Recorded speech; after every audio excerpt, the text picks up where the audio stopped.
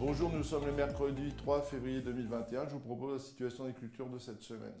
Alors pour les semis de printemps, au niveau des orges de printemps, on a déjà beaucoup d'orges qui ont été semées en novembre et décembre. Et aujourd'hui, ces parcelles ont atteint le stade talage pour les premiers semis et le stade levé une feuille pour les plus tardifs de décembre. Au niveau de la situation, les choses se passent plutôt bien. Les coups de froid qu'on a eu ces derniers jours n'ont pas du tout affecté la culture.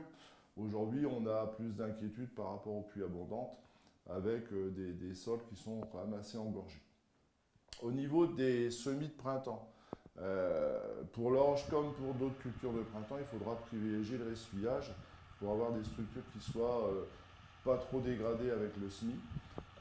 Sur les orges, on va plutôt privilégier la condition de semis à la date. Donc en fait, dans les conditions actuelles, les semis n'auront pas lieu probablement avant début mars. Au niveau des densités de semis, on va plutôt viser des densités assez soutenues, 270 à 330 grains sur des sols de limon.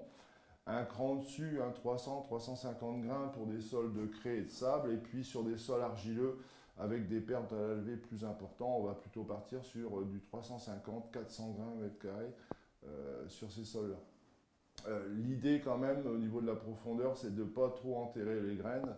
On va viser entre 2 et 4 cm avec des profondeurs de semis assez homogènes pour pouvoir avoir des levées homogènes et avoir une culture finalement qui a un développement assez régulier sur l'ensemble de la parcelle. Alors compte tenu des exigences de qualité, en particulier teneur en protéines, pour les orges de printemps, on vous recommande de faire un reliquat par parcelle d'orge pour ajuster au mieux la fertilisation azotée, d'autant plus qu'avec les pluies actuelles, on a quand même des lessivages importants qui sont en train de se produire et donc l'ajustement de la dose d'azote à apporter, finalement, il faut mieux la faire avec un reliquat. Les doses moyennes, finalement, répondent jamais à des situations particulières. Pour les pois de printemps, les exigences sont les mêmes. Les conditions de semis sont à privilégier à la date de semis.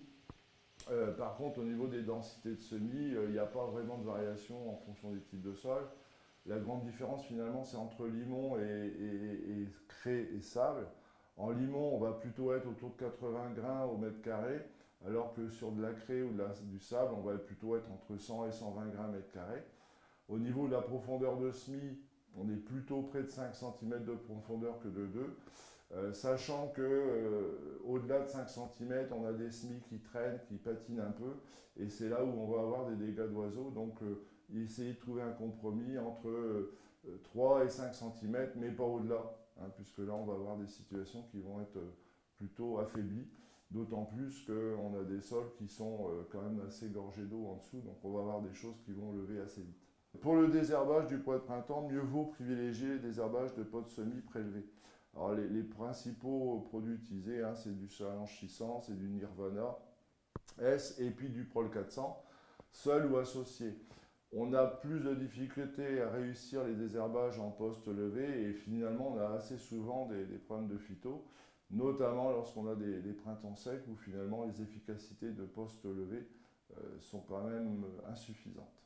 Pour les autres cultures, la situation n'a pas évolué depuis ce début d'année. Au niveau des colzas, les colzas continuent. On n'a pas trop de perte de feuilles finalement cette année, même par rapport à la neige ou par rapport au gel.